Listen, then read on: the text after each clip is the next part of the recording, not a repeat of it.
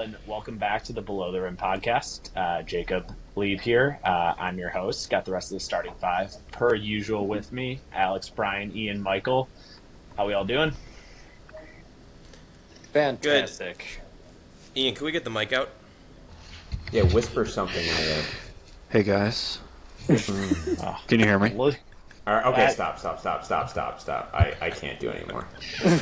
Well, actually, I'll use my NPR voice for my intro story of the week. So, like, my fiance is obsessed with this I need to turn the volume down. Hold on. All right, now you're good. Where should I start from? From the top. So, my fiance is absolutely obsessed with this healthcare murder, and I'm actually a little bit concerned that I might be her first victim when she turns into a hit woman. We were on the couch the other day, and we're just like watching a movie, doing nothing, and then she pauses the movie and she goes, "Ian, what's a silencer?"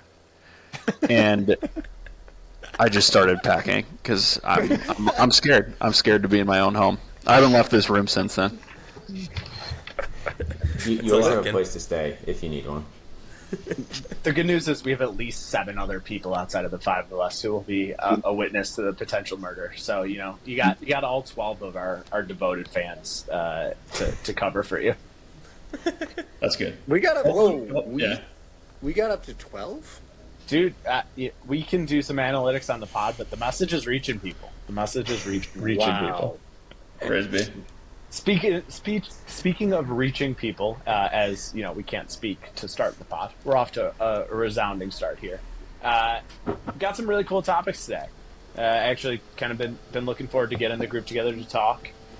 Have a nice little natural break with the NBA in-season tournament. Got only one game tonight that was not super appetizing, but then we get to sink our teeth into the juiciness of the next 2 days of the kind of quarterfinal single elimination round. But I think it's a good time for us to take stock a little bit of the season to date. We'll go through it in a couple of different ways up front. First, want to say and focus on things that, we can stop the clock and say these things are real, right? We're 25-ish games in. That's more than a quarter of the way through. And we see some things that are significant trends, and I think it's kind of a good opportunity for us to take stock of those. And then flip the coin and just talk about things we've liked by a specific player, right? Things that really have brought us some joy in the dark days of winter, and give some flowers to people that deserve it. Then we'll let our point guard hop on the soapbox and Brian give his rant and rave. We'll let his topic be a bit of a surprise, but excited to introduce the soapbox as a recurring weekly segment. Think we'll start with the starting 5, but I think we'll get maybe a 6th man coming off the bench and hop on the soapbox as well and share some thoughts in the future. So if listeners are interested, feel free to reach out to the team to get in line to hop on the soapbox. And then from there, we're going to talk a little bit about the bench and guys that have been contributing off the bench so far this year. So, got a great pod in store. And with that, let's jump right into it. I think we've seen some really cool things this year, and some things that are surprising, and things that we think are going to be real things as we progress. So, maybe Al, you want to start off and hit us with what's been your observation of something that might be sticking through the rest of the year. I'm going to talk about the Houston Rockets today. I want to start with a quick group activity. If everyone could, when I say this question, just think of the first name or the first team in your basketball watching history that comes to mind. The question is a team in the regular season that has a ton of success and then can't do it in the playoffs. Atlanta Hawks. From the Joe Johnson, Josh Smith years. Yeah, okay. Coached by Atlanta Hawks. Michael? Ooh, I got to think of this one. Have the Cavs been really good the past couple of years in the regular season? Haven't done much in the playoffs? Yeah. I like the Donovan Mitchell. I mean, obviously right now they're fantastic, but I feel like this group has been good for a little bit, and they haven't had much success. That's just off the top of my head. I was going to make a joke and say this year's Cleveland Cavaliers. But no, I think there were some of those Utah teams too. Thinking about Donovan Mitchell, those Gobert Mitchell teams, I think they were always good in the regular season. Never made a ton of noise in the playoffs. Mm-hmm. The grit and grind Grizzlies of the early 10s, mid 10s, Zebo and Marcus Gasol. That's a good answer. Okay. Those were fun teams. Oh, maybe the Clippers. I take back what I said. The Clippers with That's a good answer. Yeah. Blake and CP3 and my boy JJ Redick. Don't forget about him. Yeah. Those are good choices. My head was where what you said, Ian. I was going with the Coach Bud Atlanta Hawks, but I'm gonna kind of zag off what you were looking for, Jacob. I think this Houston team is fake. I think they're a prime try really hard in the regular season, win a bunch of games, and not succeed in the playoffs team. I think their defense is fantastic. They have a lot of young athletic guys. They're currently a top 5 defense. Offensive rating is in the 20s. They have very little outside shooting. And I don't think they have a top-notch primary scorer that they could really rely on in the playoffs.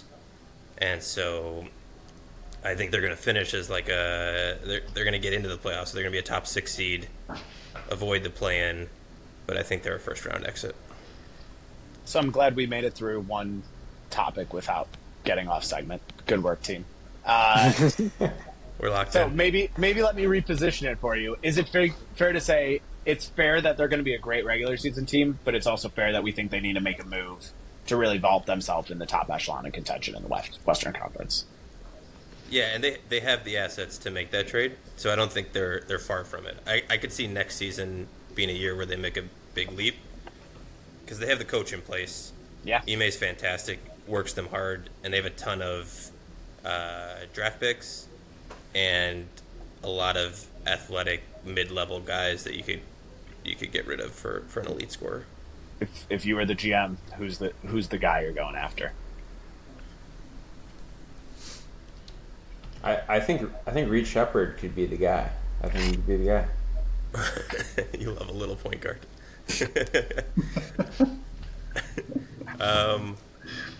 I mean, if the Kevin Durant news in the offseason was at all real, I think moving on that would be a good move. I honestly think Houston, they have too many, like, we were talking about this some other time. I think they have to develop some young talent. Like, I don't see that team acquiring a veteran and making all those pieces work, personally, unless they're shipping out a ton of young pieces. But, I mean, maybe that's what it takes. Well, they could be the Thunder. Maybe it's a Reid Shepard, Durant 1-for-1.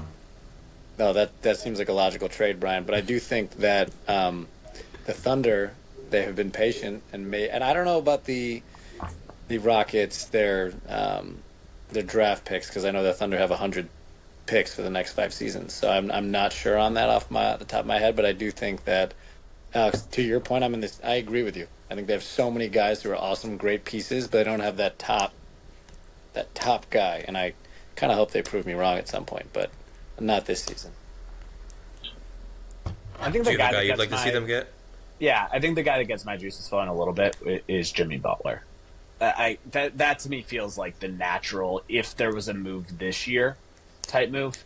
I don't know, maybe like Jabari and Dylan Brooks and a pick for Jimmy Butler. And I think the Heat, I know we'll get to some of these guys later, I think the Heat have something in Tyler Hero who's really developing into a really exceeding my personal expectations in terms of his kind of shooting creation ability, right? I think pairing him with a stretch big next to Bam could be really interesting. But again, that would be my guy if I was hoping for one. Bam sucks though, right? Bam's awful. I think Bam with Jimmy next to him playing the pseudo 4 is not great, but a guy that could be a floor spacer that could allow Bam to play his role better. I get a little bit excited, not fully excited, but just a little bit, Just that would be interesting. I also think Jimmy's mentality, he's going to make everybody. You can't not work hard. He fits in that mold.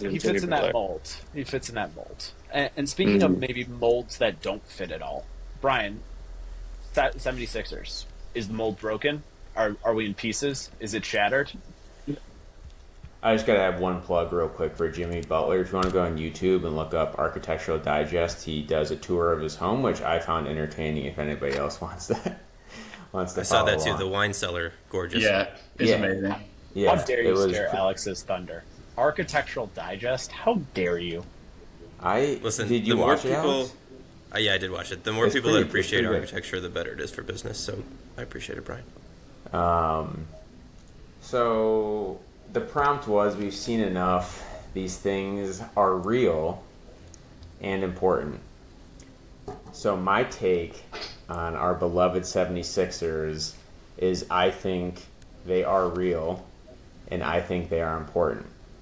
I think even though the 76ers right now sitting at 7-15, everyone's ready to bury them.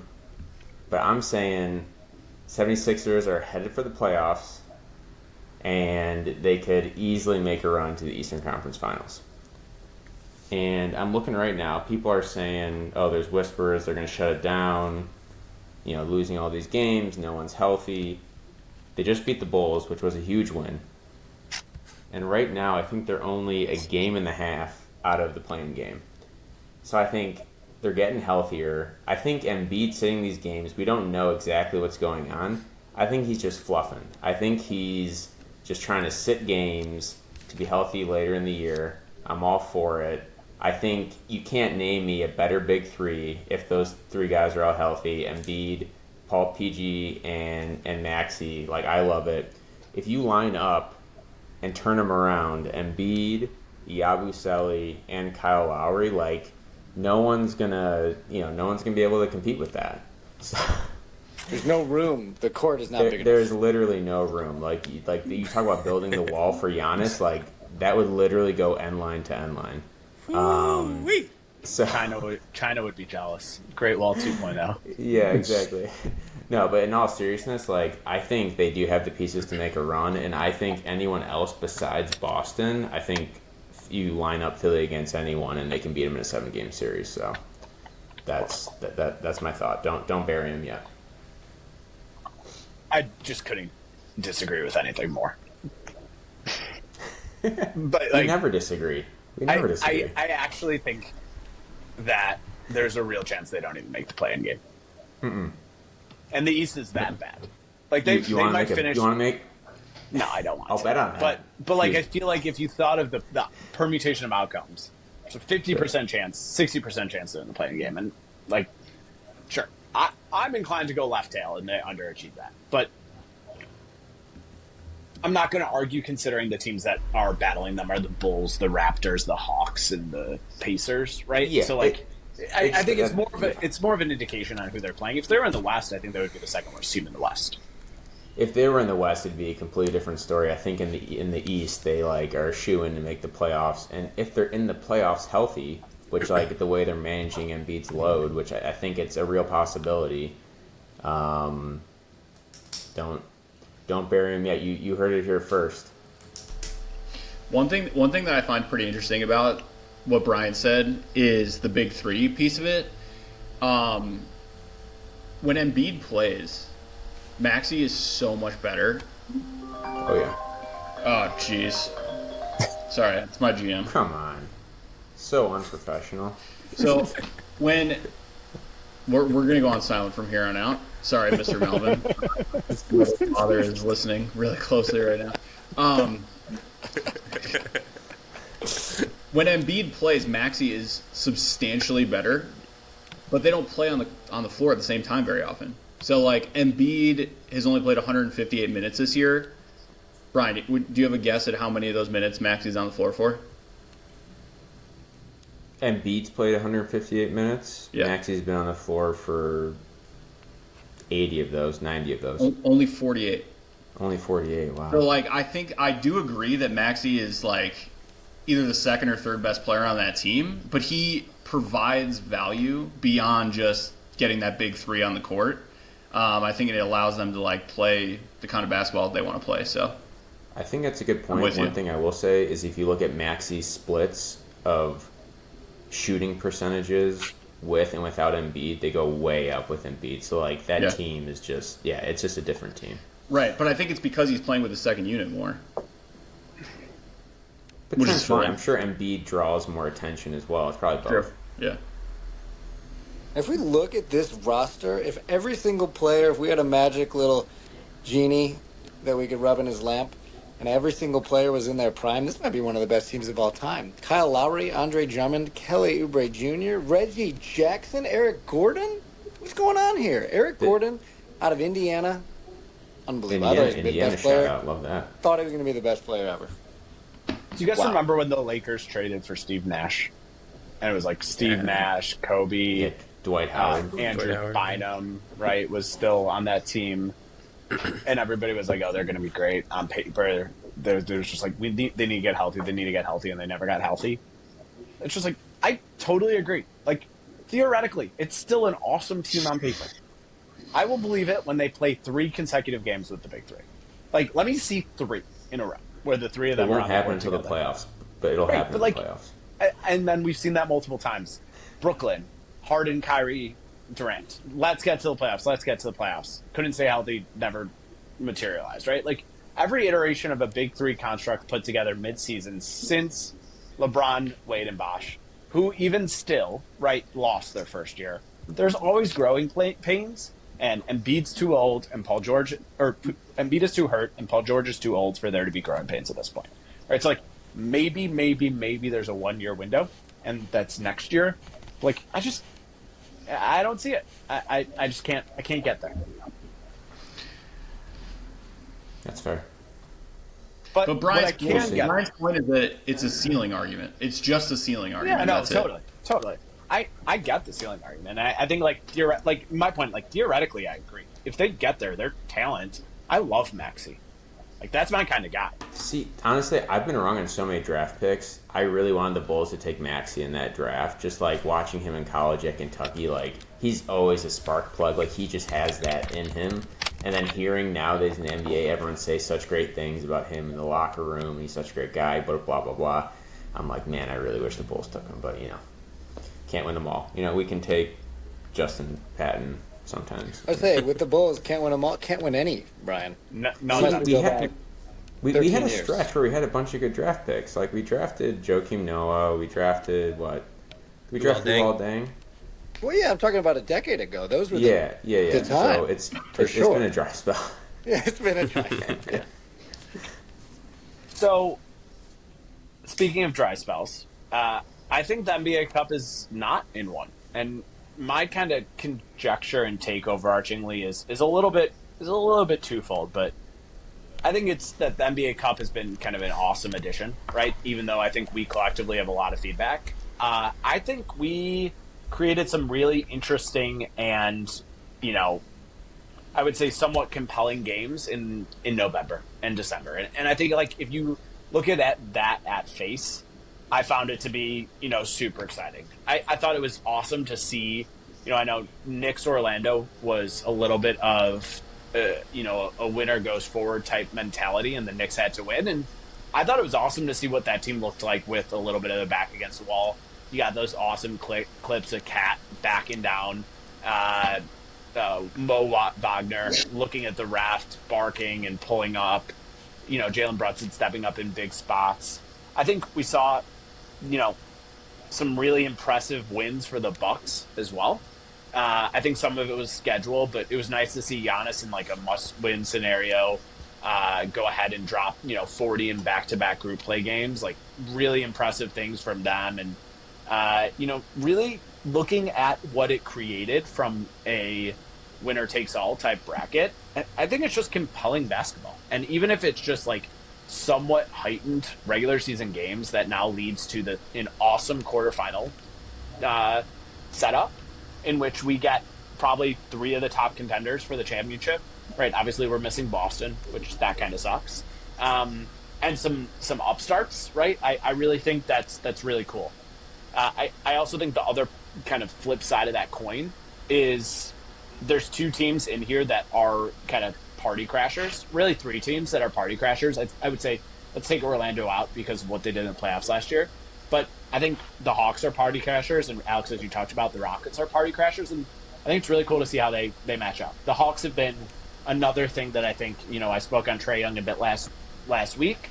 I think their team holistically has proven that, I'll raise my hand and say I was wrong. The Hornets were not the Pacers of last year, but I think the Hawks really could be. I really think that they are interchangeable. They are long.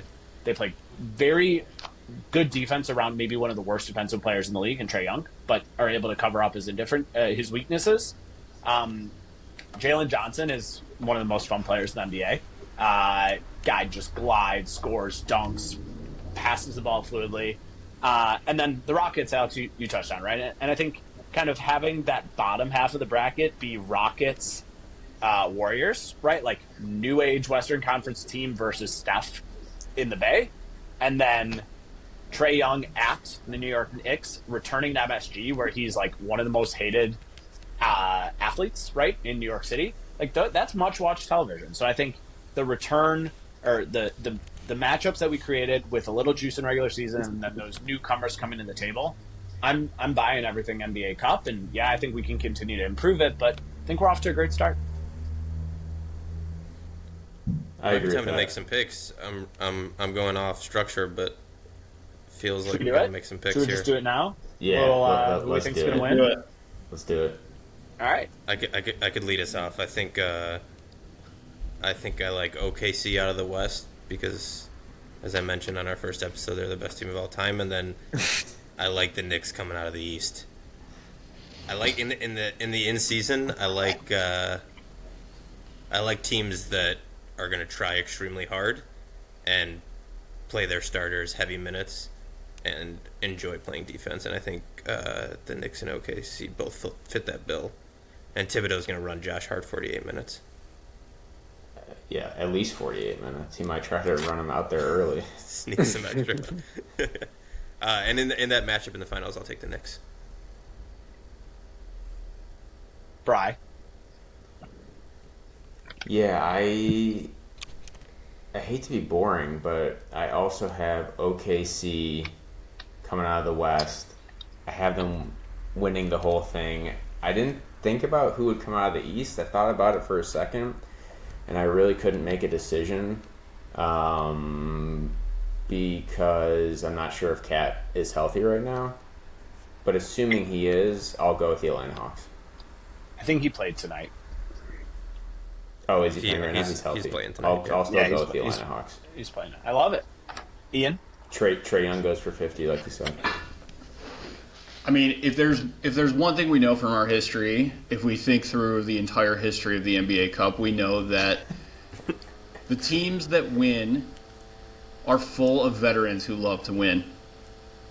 And so for that reason, I'm going with Giannis putting up a 50-piece Bucks over Warriors. Give me Giannis versus Curry. Probably not going to see that in the finals.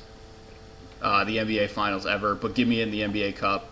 I think that the Bucks, Dr. Rivers, he wants to win something. He's on a journey to build the morale back for this team. They started 2-9, something like that, and now they're back to 500. They're headed in a great direction. Kris is back. The Buccaneers. No, what's their thing? Let's ride. We're riding. Yeah. Ride the deer. What is it? Fear the deer. Yeah, that's it. And I couldn't agree more. That was going to be my pick, so I'll just piggyback quickly. I have Bucks over the Rockets. I think it's the exact same formula as last year, right? Lakers over the Pacers, taking Bucks over the Rockets. And I think the Bucks have the exact same fate as the Lakers, where that's the peak of the season, losing the first round. That take exact same model. What do you got, Mike? Well, I originally was thinking Thunder, but at the just for sake of conversation, the Mavs have won 7 in a row. They're probably the hottest team in the NBA right now. They got star power. They got vets. They've got Luka, Kyrie. If they can beat the Thunder, which I know they can, then I think they're winning the whole thing. And then I do like the Knicks out of the East for all the same reasons that you guys said, especially with Tibbs, watching him as the coach of the Bulls, He puts out teams that you can just be proud of as fans. I don't care what anybody talks about, loan management and not whatever. The guy wants to win. He lives and breathes basketball. All the guys on their team are shaped by that, and even without him, I think they're all self-disciplined. But I'm going to go with the Mavs again, just because it's really close. I really could not decide between the Thunder and the Mavericks, but I'm going to go with the Mavericks this time to win the whole thing. Potential Western Conference Finals preview repeat of last year. Could be. Would you guys rather watch the All-Star game as it has... I guess they changed it this year, but would you rather watch an NBA All-Star game or a 5-on-5 48-minute game with NBA coaches playing? So like Thibodeau at point in a jersey. I'd rather watch the All-Star But game. only Tibbs has to play every minute. Like everyone else gets to come off, but he just gets run till his legs fall off. He's got to feel it. He's got no cardio. Wow. Does he have a portable oxygen tank with him? How do we handle this? Just see him huffing and puffing. I think Adam Silver should be the ref of that game if we're going to do Honestly, that. give me 5 All-Stars versus 5 coaches. Like, give me that. But bring him out of retirement, right? So, like, I want, like, Derrick Rose playing against Tibbs. And he gets to pick the coach, right, that he wants to go against, you know? Like, that's what I want to see. Timmy Duncan versus Pop, you know? Oh, God. We'd literally have guys, like, disintegrating. Like, someone would go to the ER, 100%. I love it. All right. All What's right. next? Getting back to real. Ian, you want to take us home on the things that are important that we've seen this year? Yeah, I'm going to go with a team that until pretty recently I was exclusively watching in clip form on YouTube and TikTok and Twitter or like wherever you get like really short form content, and that's the Memphis Grizzlies. They have just like the best freaking highlights. Like Ja Morant, obviously walking highlight machine, but also all these guys that are just like would be nobodies on other teams. Santi Aldama, Scottie Pippen Jr. Like they've done this now for a few years. So I dug into their rankings a little bit. 4th best record in the NBA, fairly impressive, especially in the Western Conference. They're number 1 in the league in points per game, 4th in field goal percentage, 3rd in rebounds, 2nd in assists. I mean, it's like absurd. Obviously, this doesn't account for some of their weaknesses, which is, and this is where the highlights come in, they're super sloppy, they play in transition, they turn the ball over all the time, they play extremely, extremely fast. But on offense, it's so fun. They're scoring in tons of different ways. They're first in the league in points in the paint. They're top 10 in points off turnovers, second chance points, top 5 in fast break scoring. But I'll keep it brief. The keys to success for them, which I am like amazed by, is the way that they use the rest of their players when Ja Morant's out.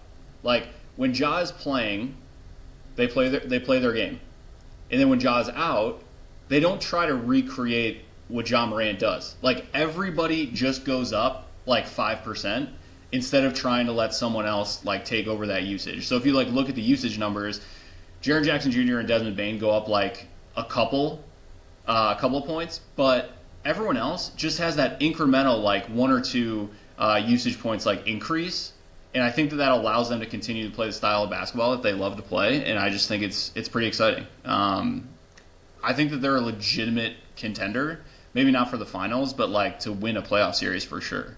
I think they're really well coached. Who's the coach of the Grizzlies? Fun team. Who's the coach of the Grizzlies?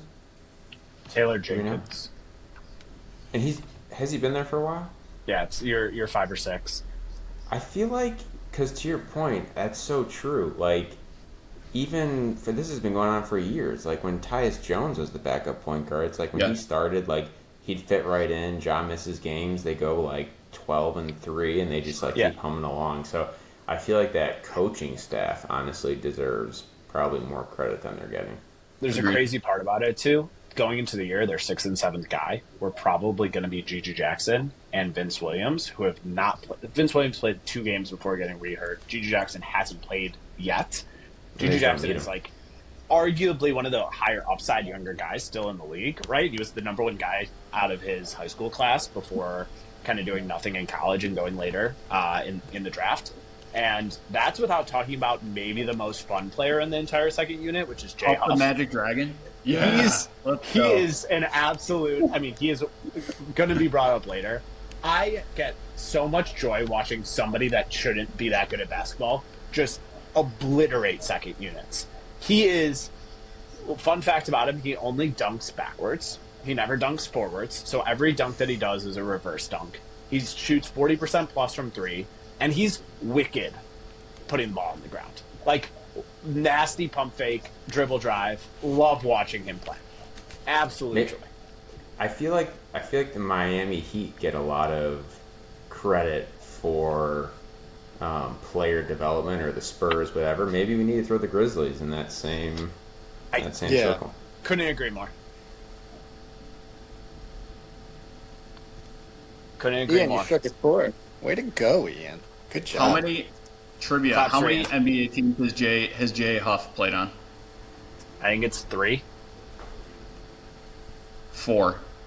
Lakers, Wizards, Nuggets, Grizzlies. I didn't know he was on the Nuggets. I knew he was on the Lakers and Wizards. D-League Defensive Player of the Year. Yeah. I mean, next Pascal Siakam. Dude, I think the funny thing about I think it was Chris Vernon who said this, but like he's a Grizzlies. He lives in Memphis. He's like a Grizzlies radio guy. But he's like, they just go and raid the Lakers practice squad and go ahead and then develop those guys. Like Scottie Pippen Jr. was on the Lakers practice squad. Jay Huff was on the Lakers practice squad. And there's one other one.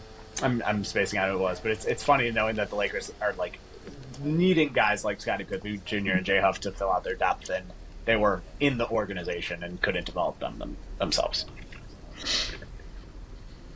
So, listen, let's switch gears. Let's do this one a little bit rapid fire. So why don't we go? Obviously, rapid fire for us is like a minute to 2 minutes, so no expectations here, right? For a long-winded group like ourselves, but I think we went a little serious, a little deep. Let's have a little bit of fun. So just guys that we're getting really good enjoyment out of watching this year, right? So, for me, one of the guys that I just talked about was Jay Huff, right? I think that's a perfect example. You could take that any way, but there's no expectations of Jay Huff, and every time he's on the TV and doing something fun, I love it, right? So I think we could talk about guys from exceeding expectations, performing, guys we just really love. Take it whatever way we want. So maybe, Mike, you want to start us off with who's top of mind for you? Yeah, well, Jacob, you also kind of led me into it when you talked about Tyler Hero exceeding your expectations, and he has done the same for me. I thought out of school maybe he'd be like, this guy's going to be a worse version of Jamal Crawford. He'll come off the bench. He'll have 16 points a game, and he'll be kind of an empty bucket getter. I'm wrong with that because he's averaging 24, 5 and 5 this year on 47, basically 50% from the field, 42 from beyond the arc. The guy's got the most swag ever. His moves are fun. He's quick. He can get to the basket. He can shoot. He stops and he rises up so quickly. Did I mention he's got swag? That guy is one of the coolest white boys in the NBA. Let me tell you. So, big fan. Fun to watch. And I love me a guard. I really do. I always appreciate the big men in the post, but who get it done. But T-Hero. He's my fun player of the week. Does he do enough in the mid-range to get you going? Oh man, we're getting that excited this late at night. So yes, he does. Because I do think he does kind of. I think more in the playoffs we see that a little more. But I know I've seen him do it so many times. Well, he'll pop a mid-range, and he gets the 3 different levels of threat on the offensive the end. So the 3 is the mid-range and the hoop, and he's much more of a playmaker than I gave him credit for. So he's exceeding my expectations. I think he's going to keep getting better. That's my guy. Love We're it. gonna need to get Michael a cold towelette after that. Yeah. I know. I got. Yeah, sorry, I didn't mean to get you going. Keep the camera like up. that. I mean, like I Keep the did. camera but on, I baby. didn't. My goodness, Brian. He's popping a little mid-range over there. Yeah. Speaking of Ian, who's getting you super excited? Cam Johnson. I watch a lot of the Nets specifically for Cam Johnson because he's on my fantasy team, which is not going to be a recurring segment. We're not talking about our fantasy teams here, but I just want you to know that I'm not like a sociopath. You just love bad teams. Yeah, well, I don't want you to think that I'm nuts that I'm like sitting around watching the Nets, but he is always on the court. He literally never comes out of the game. He's been playing through like bum ankle. He like rolls his ankle like in the last minute of the game before a back-to-back, and then we'll play the next night. It's great. Very fun. He's played like 10% of his minutes at center. Like he plays all over the court. And recently they were playing Orlando. They got blown out. But he's just giving absolute buckets to KCP, who I feel like we all agree is like a top tier on the ball defender in the NBA. And I looked it up, and KCP has actually guarded Cam Johnson the most of any player in the NBA this year. And Cam Johnson is giving him buckets. I'm correct. He's shooting 70% against KCP as the primary defender. Wow. So I'm pretty impressed by that. Fun player to watch, all over the court, plays every position. That team sucks. They're weirdly exceeding expectations. There's also a trio of teams that on League Pass that always start the first game, and the Nets are one of them. It's like the Nets. The Nets, Pacers, Hornets, and Magic, and like I've had way too much of those teams in my life at this point. You know, I feel like we need to flop time zones and just like switch it up. Give me a little bit like Blazers, Kings, Lakers. You know, just let's get weird out here or something. I need something different. I'm with you. Brian, who's tickling your fancy? There's lots of players out there who tickle my fancy, but for right now, I'm going with Mr. Joshua Hart, also known as Jalen Brunson's best friend. I think we forget how undersized he actually is. Like, he flies around pulling down 9 rebounds a game. The dude's 6'4". Like, we applaud, like, Draymond Green for being a rim protector, disruptor, sitting 6'6", 6'7", whatever he is. Josh Hart at 6'4", pulling down, I mean, that's got to be the most rebounds for a wing or a guard in the NBA, I'm just assuming. But he does a little bit of everything. He'll get to the bucket.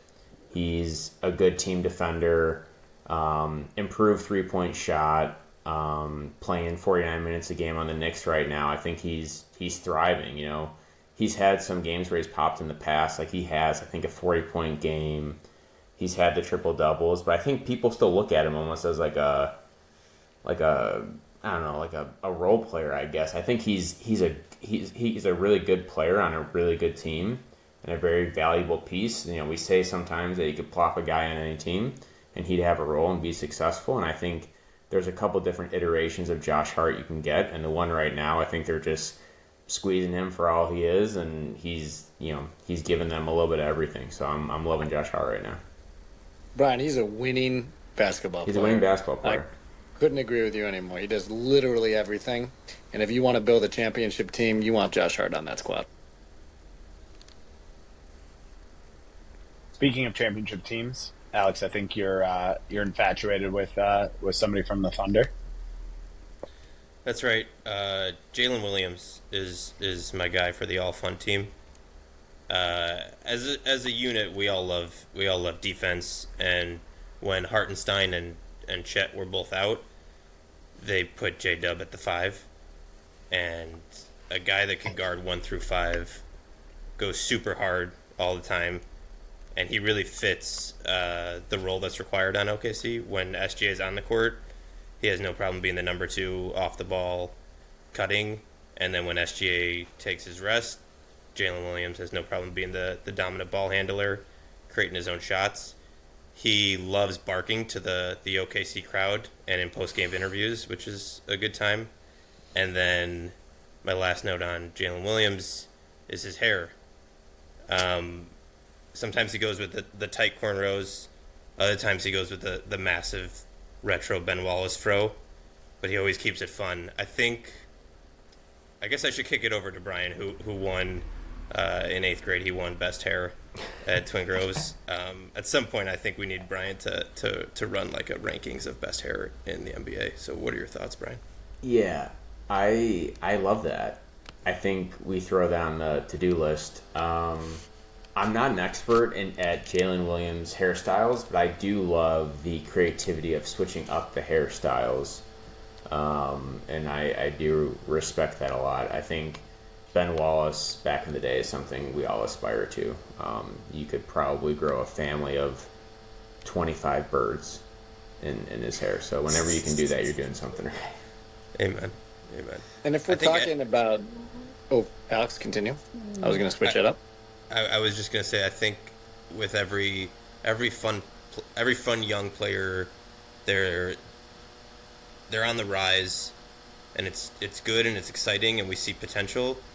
And anytime they make a mistake, we're like, oh, he's young, there's potential, it's going to get better. And I feel like Jalen Williams is in that last year where he has that leeway, and next year the expectations are going to hit where we're going to want some big time stuff out of him. That's totally fair.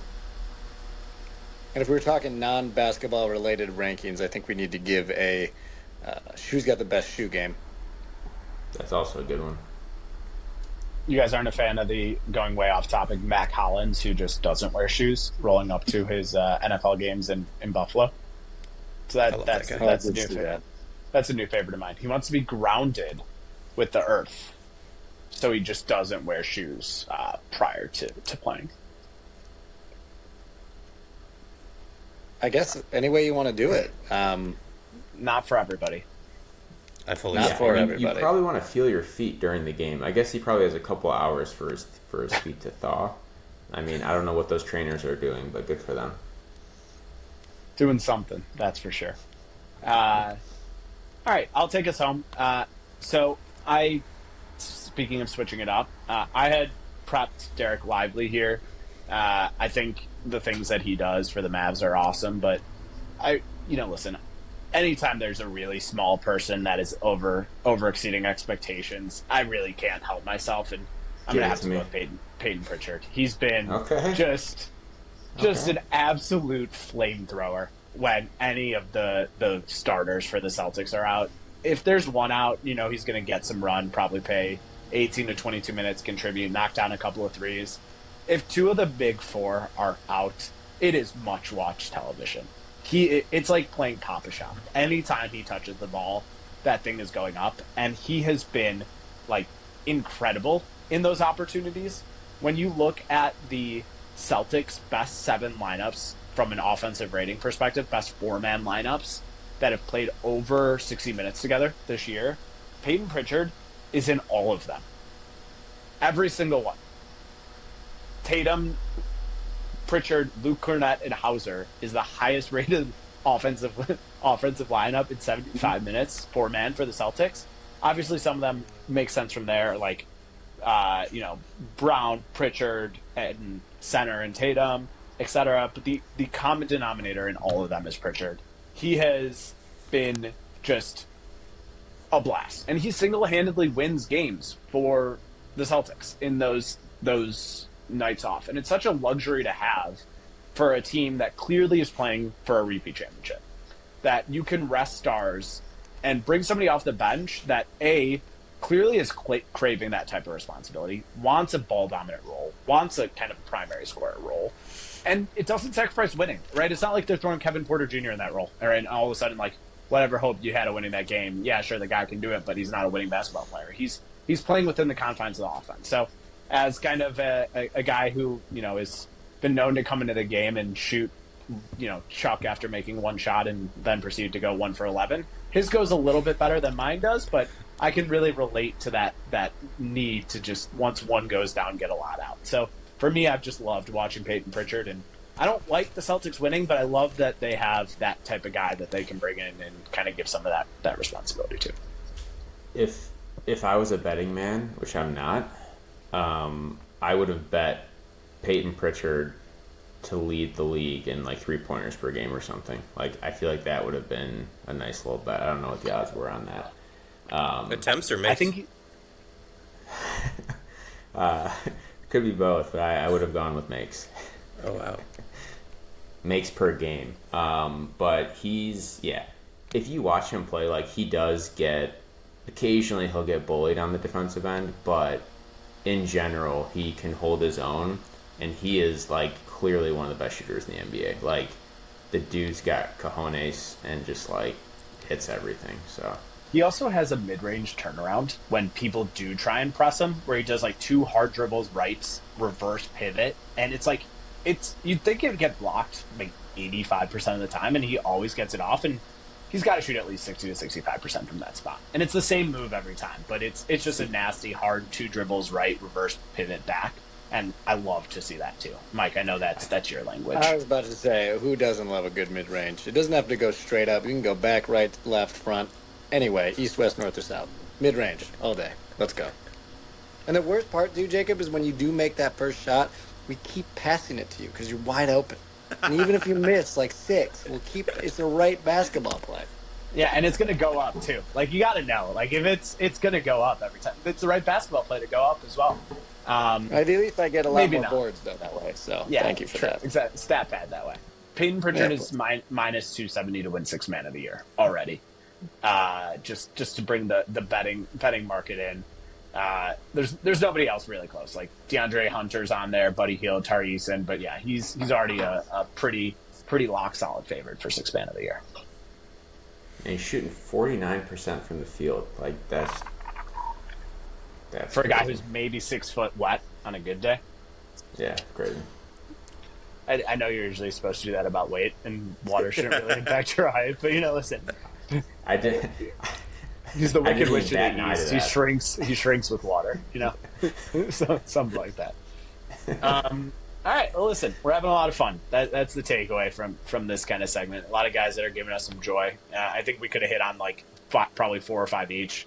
I know, for me, I've talked a lot about Jalen Johnson as well. He was another one that was kind of honorable mention. But, one guy who we will definitely want to make sure is having fun here today is kind of give him a little extra stage to stand on, a little extra height to yell from the treetop. So, Mr. Goot, you want to get on that soapbox and dunk on us a little bit about defense here today?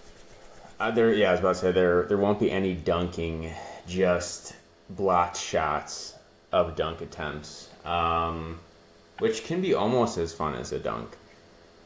Just if someone comes up and just winds it back and someone just meets him at the rim, it's like a what just happened moment. We'll save that for another day. So I was all like hot and bothered last week.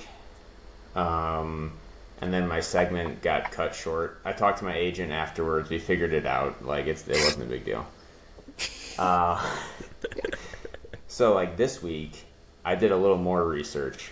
Just diving into the defensive statistics. Never not working. Head and Shoulders, not a sponsor of the podcast yet. But what I will say is everything I look at, I had a couple different things prepared. And I think I just need to talk for a second about Dyson Daniels. And I know it's been brought up before, and I know we've talked about it, but I don't think people appreciate to the degree in which he is playing defense this season. So usually, the league leader in steals per game hovers around 2. That's pretty damn good. He's sitting at about 3, maybe a little more than 3. I can't remember what it's at as of the last couple of days. But that's, 50% more than where we're typically sitting at. It's a math guy. If you look at what? Said you're a math guy. 50% I'm a more. math guy. I love math. I love numbers. But not only that, if you bring deflections into it, so typically deflections, if you look at an average year, like the league leader will be in the high 3s, 3.7, 3.8, just shy of 4.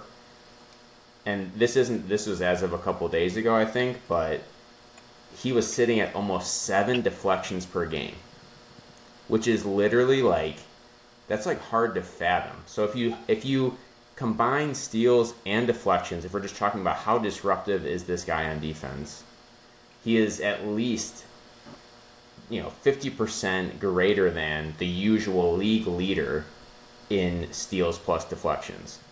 A typical game, you'll have, a team will have 10 to 20 turnovers, something in that range, can be more or less depending on the game, but he's literally disrupting 10 possessions per game directly, and that's not diving into like the advanced stats and all the other stuff. But if you take that and apply it to like points, for example, everyone looks at points, everyone talks about points. You turn on the TV in the morning, Stephen A is talking about points, whatever. If you took steals and deflections and to the same degree in which a league leader is typically sitting at in points, around 30 points per game is typically where the league leader is sitting. And if someone was averaging 45, 50 points a game, it would literally be the talk of the town. They'd be the MVP. For a short while, James Harden back in 2018 had a stretch where he was averaging about that much. We were literally talking in terms of, I think he is like one of the greatest offensive players of all time. And I think at his peak, that's a fair comment. I just don't think we're giving him his flowers enough and fully understanding at what level he's defending. And I think if you look at the eye test, if you look at his highlights, if you watch some of his games, like he's help defending, he's meeting guys at the rim blocking shots, he's taking the ball from people at the top of the key. If someone's at, top of the key passing to someone else on the other side of the 3-point line, he's literally just picking that off like he's playing against like 8-year-olds. Like he does everything. So I think, obviously he's got to be, a leader or at least in that top group as far as defensive player of the year. But I think if we're trying to truly value defensive output, and, offense is always a little more important, I will admit that, but he needs to be talked about more. He needs to kind of be in that higher circle versus like, oh, he's like a nice defender, he's like a nice player. I think he should really be up there, talked about. This is one of the best defensive seasons of all time so far. So that's my soapbox. Do you guys know who's number 2 in deflections per game? Wemby. No. Good guess. We'll take 2 more guesses and then we'll move on. Oh, I should know because I was looking at it.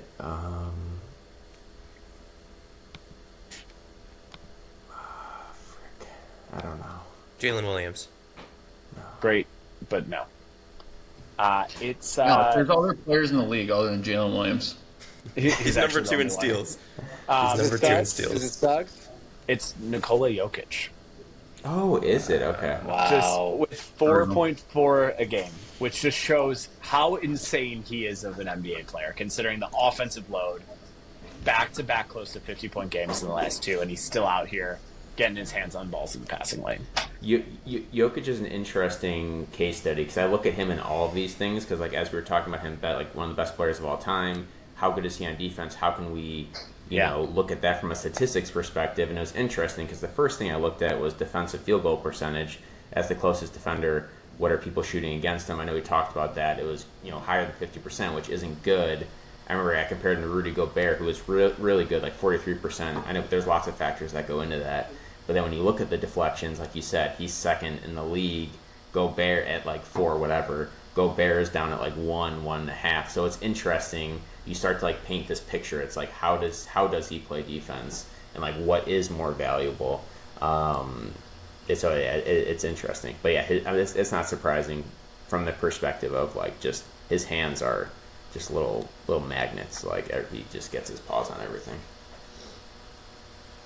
Hey, great soapbox. Hey, let's get a quick little round of applause for Brian. It's hard getting up there, putting yourself in that position. You're vulnerable to everybody, and listen, you did a great job. We love defense. 10 disruptions. Brian, I didn't know that. That is very as an offensive guy. I'm quaking in my boots here. I wouldn't want to go against him. I wonder if teams do avoid him. Like, I wonder how much of that goes into the game plan. I mean, it's an interesting one for sure.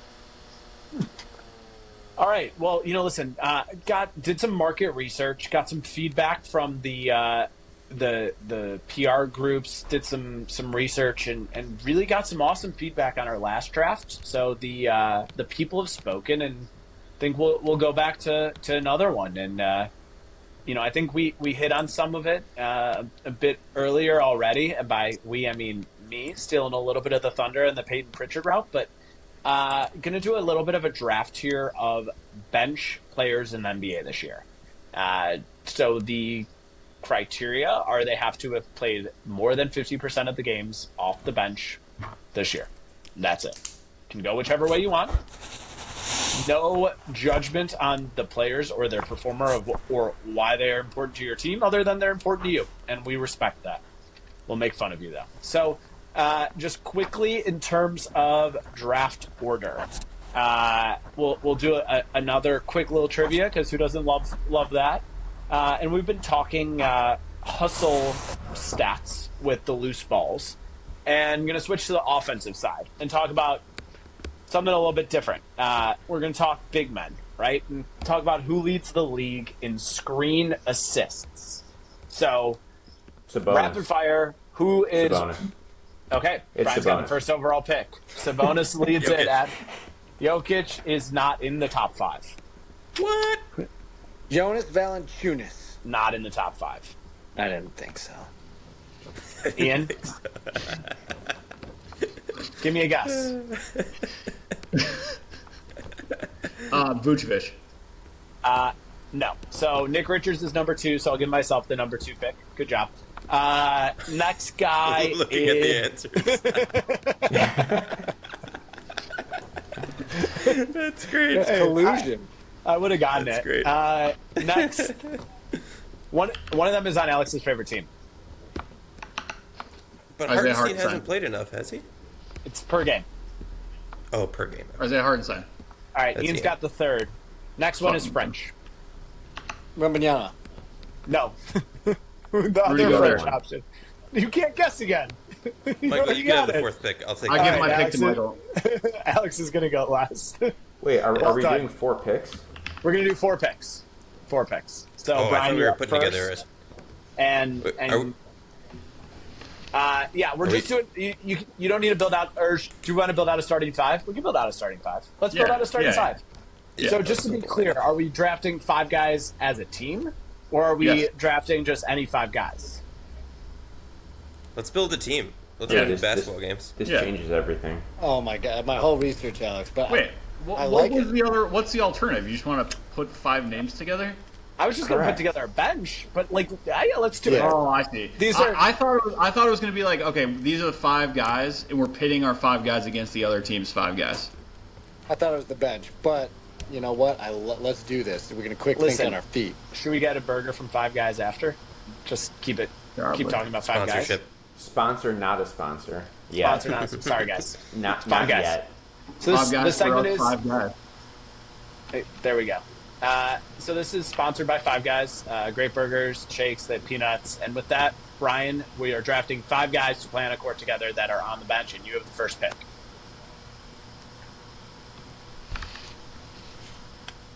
In hindsight, I don't think I want the first pick, but Too I'm bad. going to do You're a this genius at anyways. trivia.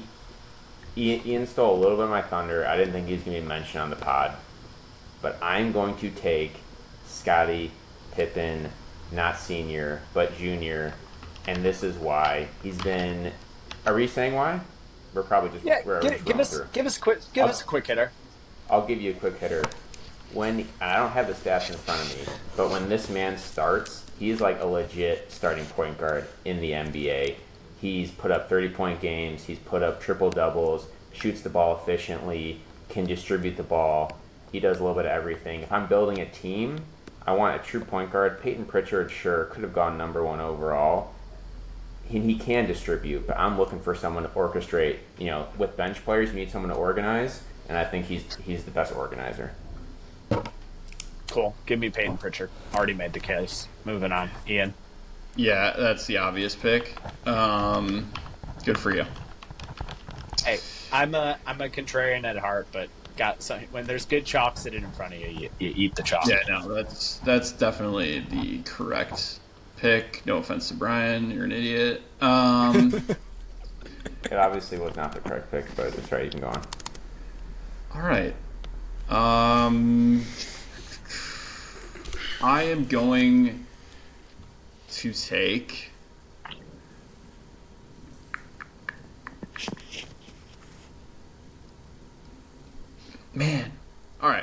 going to go with a center. I'm going to take Naz Reid.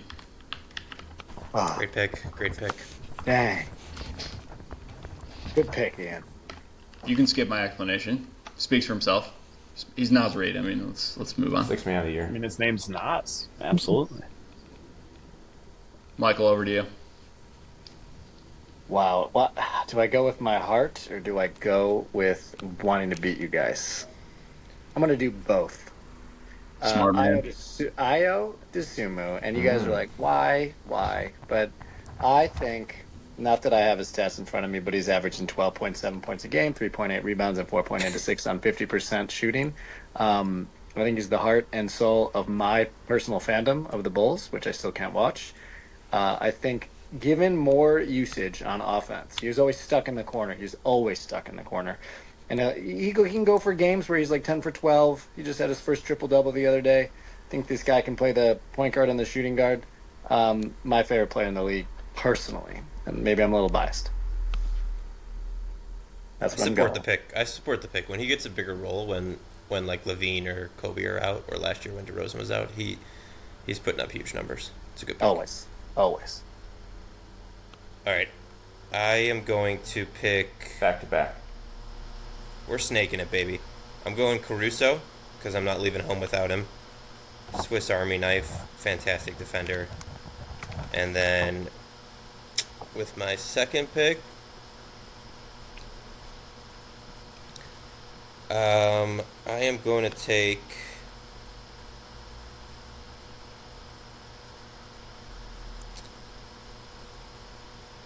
Jared McCain of the 76ers. I think we got a rookie of the year on our hands. He's putting up 15 plus a game. When he starts, he's poking around the 20s and 30s. He's a sniper. I'll take him. I am going to go with DeAndre Hunter because I do think he's probably a starter most of the time. He's fantastic, and he's like my power forward. And really quick sidebar, because I didn't get to say it earlier, if we're talking little guys who outperform their size, and we're talking 12 years ago fun players, JJ Barea. I did just want to say that. Yeah. So, love JJ. But yeah, I'm going with DeAndre Hunter for my pick. Michael, I don't think you should feel bad about Io. I was actually between Io and Naz Reid, so I felt like you did the solid there. ILL, right? But Scottie Pippen Jr. just like that was the word. That was awful. Like that was trash. I am going to compliment Naz with a young, sprightly guard who's not getting enough minutes Pippen's taken. on a regular basis. I'm going to take taken. Thompson. Ooh. He's been getting the minutes lately, but yeah, I mean he's really, really exciting. Great rebounder for a guard too. Exciting stuff. He's not treated right on the Rockets. We're going to treat him right here. So, I think you took the wrong Rocket, and I'm going to go with his bash buddy partner and take Tari Eason. You love Tari Eason. I think when he comes onto the court, obviously he's a little banged up right now, but I think that's why the Rockets that depth rotation works. He is a one-man wrecking crew. Just 1 through 5 guards every position. Great rebounder, great offensive rebounder. Just hustle statistics are all over the place. Decent passer. His plus minus this year is plus 70, right? Which I think from a bench unit perspective to come in and be able to kind of contribute winning minutes is huge. And I'm excited for that 1-4 pick and roll with him and Peyton Prichard.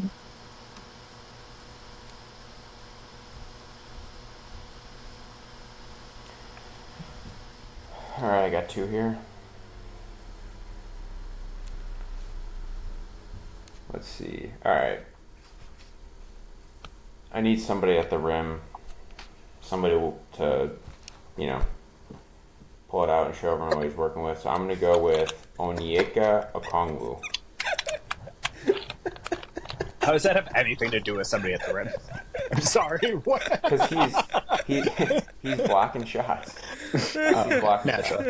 Naturally. He's using it to think just swat away action at the rim. he. Let's not overanalyze it. He's a shot blocker. He's a pick and roll lob at the rim. And I think, honestly, he deserves that starting role. I think he's a starting caliber player, and I think once he gets that opportunity, he's gonna explode. But I think he's a good talent. He's the rim protector. For the other pick, I am going to take. Can you have some quiet on the set? What's going on? I'll take Malik Monk. Soon to be disqualified, but I think we'll allow it for now. Oh, Brian, good pick. Recently moved into that starter role, but we'll allow it. We'll allow it. Great pick. For me, I'm going. I'm really stuck between two guys here, but I'm gonna go with the guy that I think gives me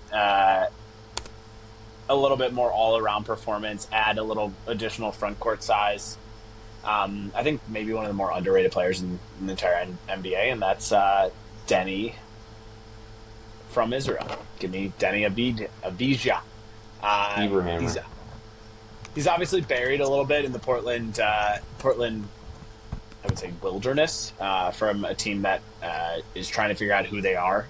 Kind of hard with both Shaedon Sharpe and Scoot and Simons and Jeremy Grant. But when he's on the court, he's great. He good passer, soft finish at the rim, extended 3-point jump shot, switch and play pretty much everything on defense. I love him next to Tari. And I think he's a guy that really complements the rest of my two other guys. Can play different styles, and yeah, give me Deni. I love it. Happy Hanukkah to all our listeners coming up in a few weeks. We love Deni. We love Deni. We sure do. Alrighty. Pippen's taken. Yeah, I know. I've got Amon Thompson and Naz Reid. The rest of you already are pretty set at point guard, so I think I'm gonna wait there. And I think I'm gonna focus on the forward position. And I'm gonna call him by his formal name, but he's the future Emirates Kia player of the game for the NBA Cup final, Mr. Robert Portis. at power forward.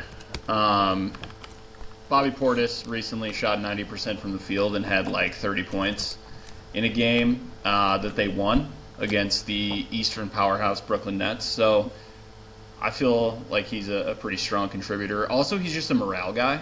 Like, everybody loves him, and I think that's really important. He has one great scream per game, and that's really important to the morale.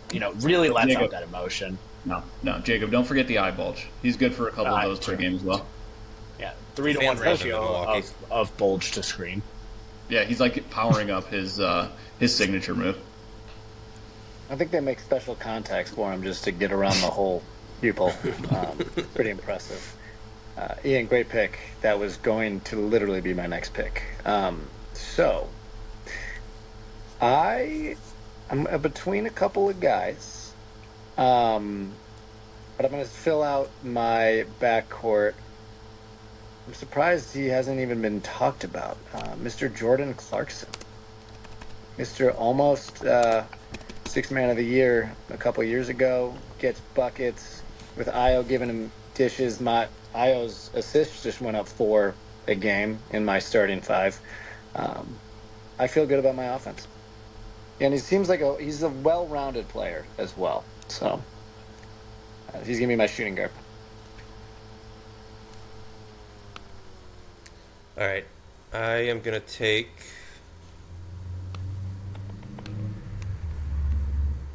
Santi Aldama of the Memphis Grizzlies. We're working with 13 points, 7.5 rebounds a game. And I need a little bit of size on the lineup. And then I'm going to also take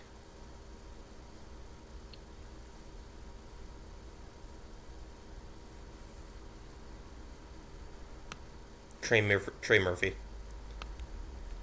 of the New Orleans Pelicans. We got a Does he 3-and-D qualify? guy. Is he playing from the bench? Let's check it out. I might be throwing a flag on that one. That's fine. I got a lot of guys ready to go. Like, how do you check this? There's got to be a good way to check this. Game started. He's only come off 10. the bench twice this year.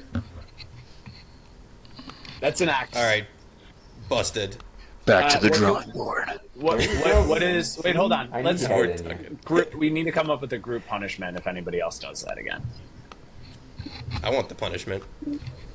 I mean, if you want to punish me, Brian's gonna block your rim. I don't even know why I try. Cut the whole draft.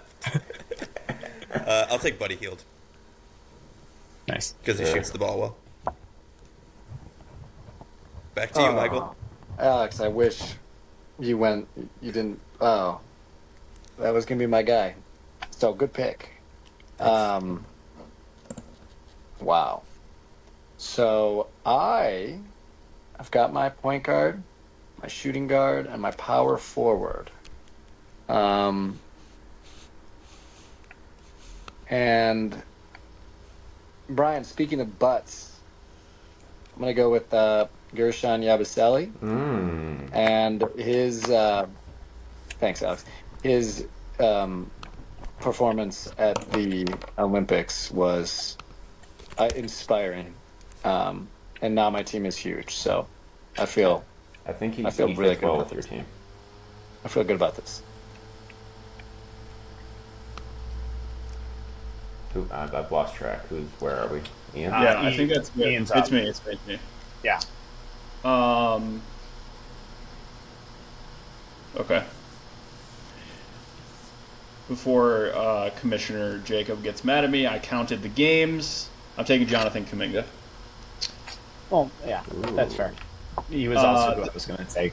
Yeah, this is the year. This is the year for Kuminga, as will be next year and the year after. He's always becoming. Guys, he's 1 year away from being 1 year away. You know. He's right there. He's right on the precipice. I'm like acknowledging that this is a little bit cheating, but that's fine. He's played off the bench all year, and that's Devin Vassell. He, when right, is a top 75 player in the NBA. He's coming back. I'm expecting him to get back to form. Great mid-range game. Really good off the ball. Perfect complement to my ball-dominant backcourt partner in Peyton Prichard. Good size around them. Like the offensive flow with the squad so far. Jacob, I told you last week that if you rank somebody, you have to name everyone in front of them, so we're going to need you to rattle off 74 All players right. right now. Yeah, sorry. That'll be the episode next week. I'll just go through my top 75. You can all listen to me just rant and rave for an hour and a half soapbox. Perfect. All right, I got back-to-back here. I'm going to do something similar and take my boy, ugliest mofo in the league, Chris Middleton. He's come off the bench all year. Oh, you're bad. I mean, I can't even be And- upset because I just did it. Yeah, I was about to say, you did the same thing. And I am also going to take... Like, this just... I'm going to take TJ McConnell. I just love TJ McConnell. Like, he's just a disruptor. He does everything. And we love small guys. I love How you. did Stole get him from so Ian. low? I'm surprised he fell this low, Brian. I Great know. pick. I thought you were going to take Great him. pick. And I was like, if he's still sitting here, I'll take him. Well, I was waiting on the point guard. I was going to take him like 3 rounds ago, but you guys all came out with guards so quickly that I thought maybe I could get some competitive advantage. But wow. Yeah, great pick. He's amazing.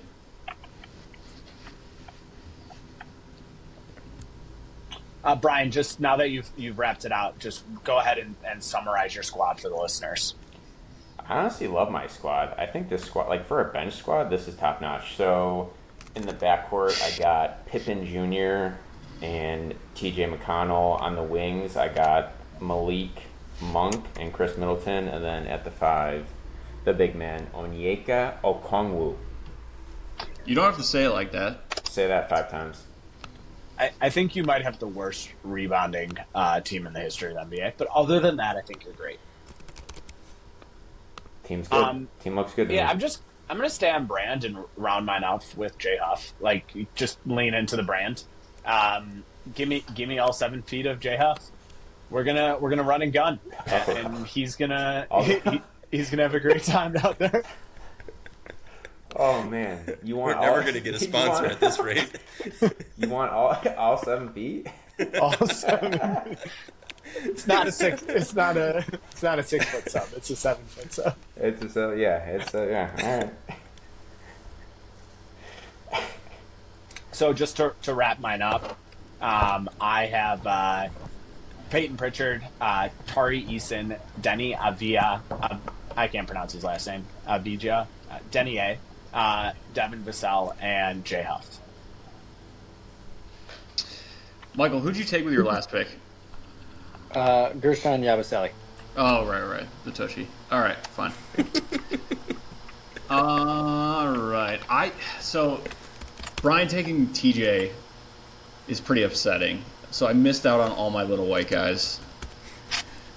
I didn't see it going this way. But you know what? It's okay. Well, we're lacking in little white guys. We're going to get in old guys. I'm going with Russell Westbrook as my true point guard. I love that. Gross. So that gives me a backcourt of Russell Westbrook and Amon Thompson, Kuminga kind of on the wing, and then Bobby Portis and Reid in the front court. Okay. So I have to go with the center here, and I'm deciding between 2, and then I'm just going to go with my heart. I think that I'm going to pick Jonas Valanciunas.